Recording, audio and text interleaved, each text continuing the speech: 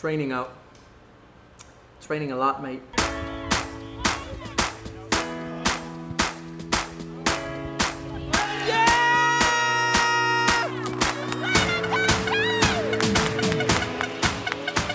If you guys have any cool clips of you guys playing, doing some cool tricks, training, send them over to me, and I'll insert them into the Coach Javi Academy section at the beginning of one of the next videos.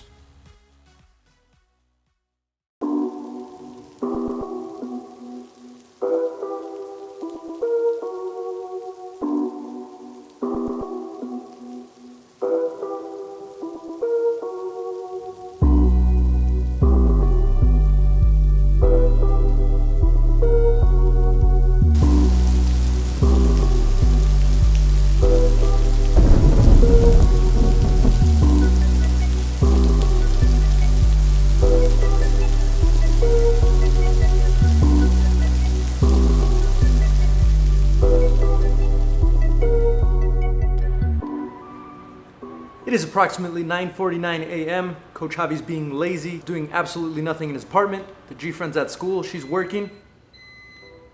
Give me a second. Can you see that?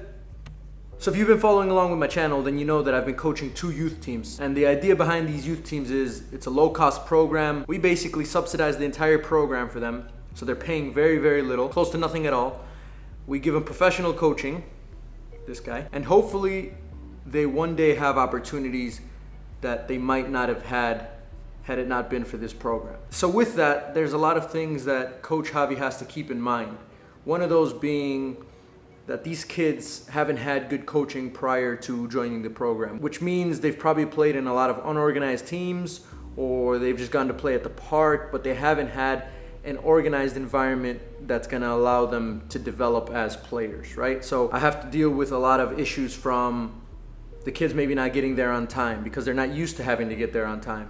Or when I'm giving directions and I'm giving instructions or coaching points, some of the kids aren't paying attention as much as I'd like them to pay attention. It's something that it's not because the kids don't want to, it's just because the kids have never been taught how to behave themselves in an organized football environment. Another being the behavior of the parents either on the sidelines or after the games. So I recorded myself giving a speech to these kids because there was some issues after one of our last games in which I think the kids played great, and I think the kids have really been doing a good job in developing as individuals, but also playing together as a team and understanding some of the more advanced tactics that they're not used to. So this goes into my coaching philosophy, but I think it also goes into what I believe we should be promoting a lot more with the kids at the youth level. I hope that you guys understand what I was trying to get across from having this conversation with these kids. So without further ado, I'm gonna play the speech. See you guys in a bit.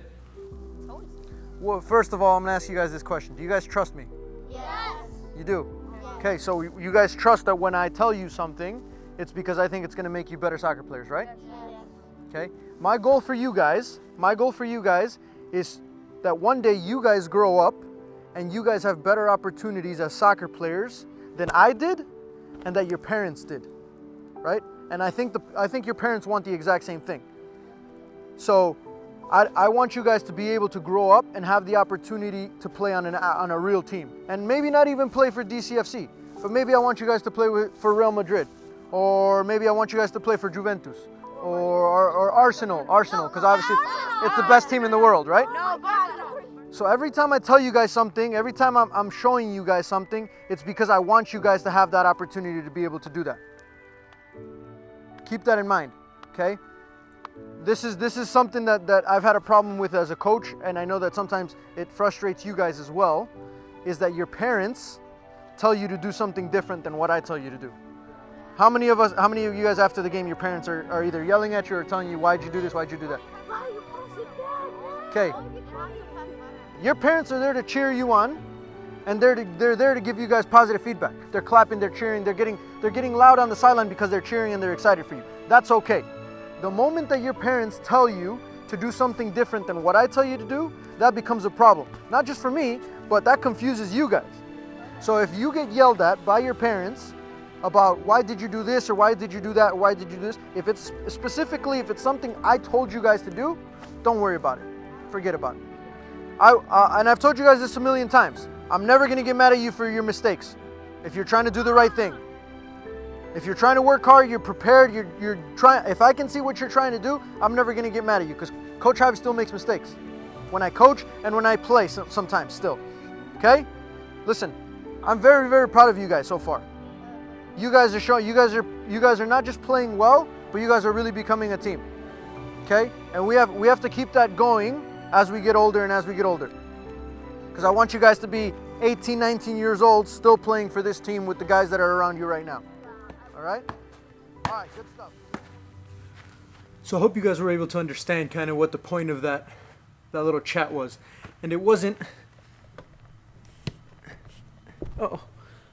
The idea behind this whole thing is not to go against the parents and not to tell kids that they don't have to listen to their parents, but it's more so a message for the parents to let them know that if you're going to put your son or daughter in a youth team, whatever sport it is, you should find a team that you completely trust the coach and you feel your child is getting the best development possible. Because if you put them in a team and then all you do on the sidelines is yell things that go against what the coach is trying to tell them, you're just confusing your child. And I think a lot of parents are looking for results immediately. If their kids are not winning, then that means that they're playing bad, which is not necessarily the case. So I just wanted to make it clear to my kids that if they trust me, then they need to understand that what I'm telling them is what I feel is best for their development. And I want the parents to cheer, I want them to get excited, and I want them to give their kids positive feedback, but let the coach coach, man. Let the coach coach. What's up, Phil? What's going on, man? Oh, come talk to these people real quick. Yep.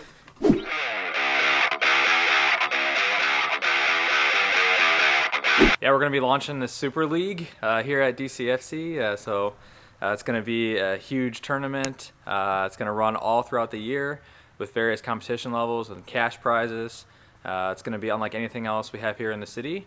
I'm not going to give out more than that, but we're really excited, so keep your eyes open for it. Sweet. We're starting a league here at the Detroit City Fieldhouse, and basically it's just going to be a competitive men's division. So you can sign up a team. I can't give out the details yet, but it's going to be extremely cheap. Coach Javi is actually thinking about starting his own team, so I might call it the Coach Javi Academy. So if anybody's interested in joining the Coach Javi Academy here at the DCFC Fieldhouse, shoot me an email. Let me know. Message me on Instagram. But I guess that's it for this one. So until next time, and adios, muchachos.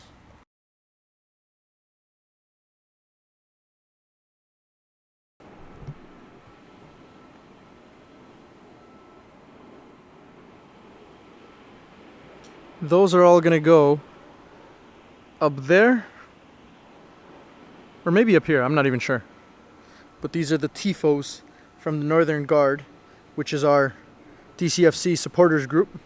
These guys are like the coolest and craziest people out there, but in a good way. These are my people right here. These are the loudest supporters. They're always there. Win or lose, home or away, city above all.